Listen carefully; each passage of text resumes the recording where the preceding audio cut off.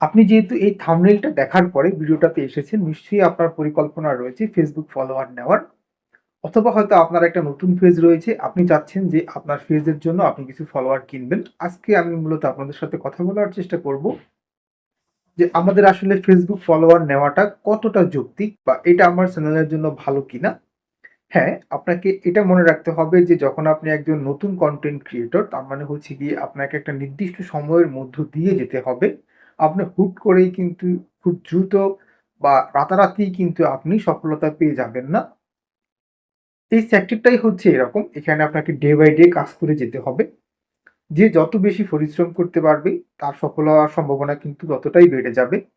কিন্তু দিন শেষে আসলে দেখা গেছে যে বেশিরভাগই কিন্তু সফল হতে পারি না আমরা। আমরা যারা নতুন কনটেন্ট ক্রিয়েটর রয়েছি, একই সাথে হচ্ছে গিয়ে যারা দীর্ঘদিন ধরে কাজ করে যাচ্ছে কিন্তু তারা আশানুরূপ ফল পাচ্ছে না। আমরা কি করি? আমরা কিন্তু খুব হতাশার মধ্য দিয়ে যাই। আর এই হতাশার মধ্য দিয়ে যাওয়ার কারণেই কিন্তু আমরা বিভিন্ন থার্ড পার্টি থেকে আমরা Facebook ফলোয়ার অথবা YouTube সাবস্ক্রাইবার অথবা ওয়াচ টাইম কেনার চেষ্টা করি।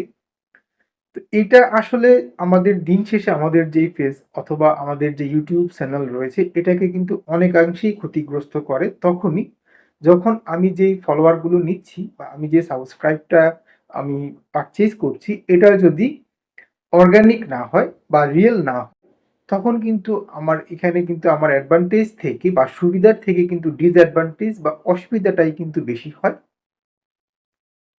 এজন্য আপনাকে খেয়াল রাখতে হবে যে আপনি যদি কখনো কোনো থার্ড পার্টি অ্যাপস থেকে ফলোয়ার কিনেন অথবা হচ্ছে গিয়ে আপনি যদি সাবস্ক্রাইবার কিনেন বা ওয়াচ টাইম কিনেন, তারা অর্গানিক আপনাকে সাবস্ক্রাইবার বা ফলোয়ার দিতে পারতেছে কিনা, এই বিষয়টা আপনাকে মাথায় রাখতে হবে। আর তারা আপনাকে যদিও অর্গানিক সাবস্ক্রাইবার দেয়, সেই যে ফলোয়ার তারা আপনাকে দিচ্ছে বা যে সাবস্ক্রাইবার আসছে, তারা হয়তো আপনার ভিডিও তাদের কাছে ভালো নাও লাগতে পারে। তারা আপনার ভিডিও কেন দেখবে? তখন কিন্তু আবার তারা কিন্তু অনেকেই কিন্তু তখন আপনাকে আনফলো করে দিতে পারে বা আপনার চ্যানেল আপনার যে YouTube চ্যানেল রয়েছে সেটাকে তারা আনসাবস্ক্রাইব করতে পারে। এই ক্ষেত্রে কিন্তু সেটাও আপনার জন্য একটা ঝুঁকির সৃষ্টি হয়। আর সবচাইতে বড় যেই বিষয়টা সেটা হচ্ছে আমরা যাদের কাছ থেকে ফলোয়ার কিনবো, তারা কতটা আসলে বিশ্বস্ত। আমার কাছ থেকে হয়তো তারা টাকা নিয়ে গেল। আমরা তো আসলে যারা ফলোয়ার কিনি তারা অনেক বড় অ্যামাউন্ট দিয়েই কিনি।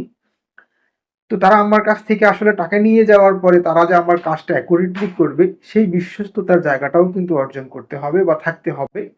আর বর্তমান সময়ে সোশ্যাল মিডিয়াতে যেই ছয়লাভ হয়েছে যে আসলে ভুরে আসলে এখন ফলোয়ার কেনার জন্য কিন্তু অনেক ধান্দাবাজ প্রতিষ্ঠান তৈরি হচ্ছে। তারা আপনাকে বিভিন্নভাবে প্রলোভন দেখাবে বা দেখানোর চেষ্টা করছে। এরপরে দেখা গেছে মানুষের কাছ থেকে টাকা নিয়ে তারা কিন্তু আর কাজ করছে না। এতে করে আসলে আপনার মধ্যে আরো বেশি হতাশার সৃষ্টি হবে। আর দিন শেষে একটা কথাই বলব, কোনো সাকসেস বা কোনো সফলতাই কিন্তু রাতারাতি হয় না বা একদিনে হয় না। এটার জন্য আপনাকে ডে বাই ডে কাজ করে যেতে হবে। আপনার মধ্যে পরিশ্রম করার একটা মন মানসিকতা থাকতে হবে। আর সবচাইতে বড় যেই বিষয়টা হচ্ছে সেটা হচ্ছে বর্তমান সময়ে এসে কিন্তু আসলে আপনি YouTube থেকে বা Facebook থেকে খুব দ্রুত সফল হবেন, এটা আসলে আশা করাটাও হচ্ছে গিয়ে এক ধরনের বোকামি। কারণ এখানে আপনাকে হার্ড ওয়ার্ক করতেই হবে। আপনাকে এখানে পরিশ্রম করেই কিন্তু আগাতে হবে।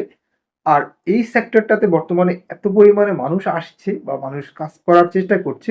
হ্যাঁ, আমি সবাইকে আসলে সাধুবাদ জানাই। সবারই রাইটস রয়েছে কাজ করার বা সবারই স্বপ্নকে আমি সম্মান করি।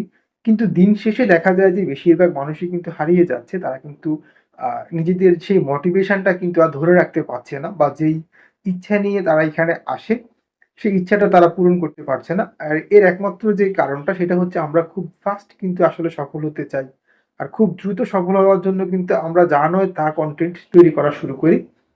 এটা কিন্তু আসলে একদমই ঠিক না।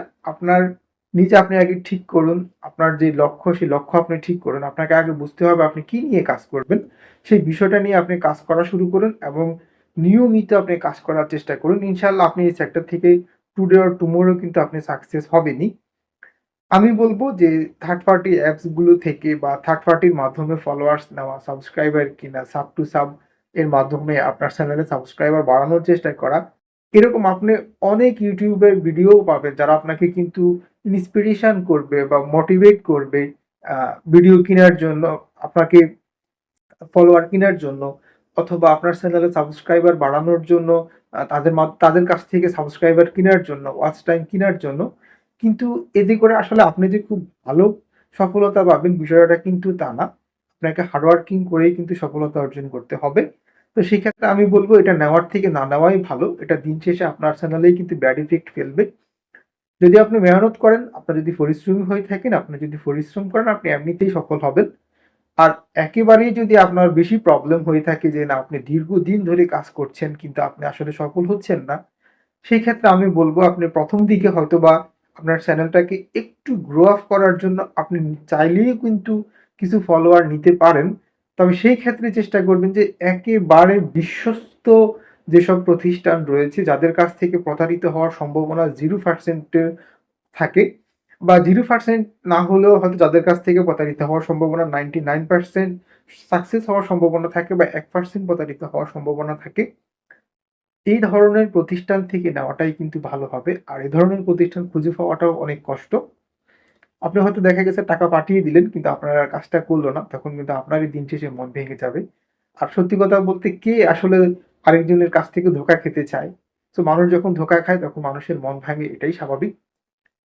যাই হোক, আমাকে যদি বলা হয় যে আসলে কতটা যৌক্তিক আমি বলব ফলোয়ার নেওয়া বা সাবস্ক্রাইবার কিনা থার্ড পার্টির মাধ্যমে এটা একদমই ঠিক না, ভালো না।